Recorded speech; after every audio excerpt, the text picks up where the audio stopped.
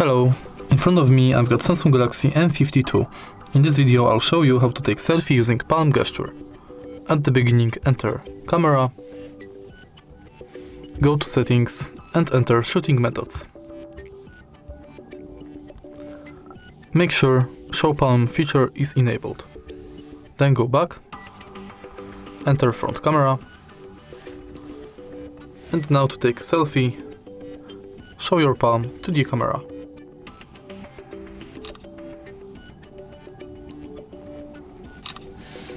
To disable this function, again go to settings,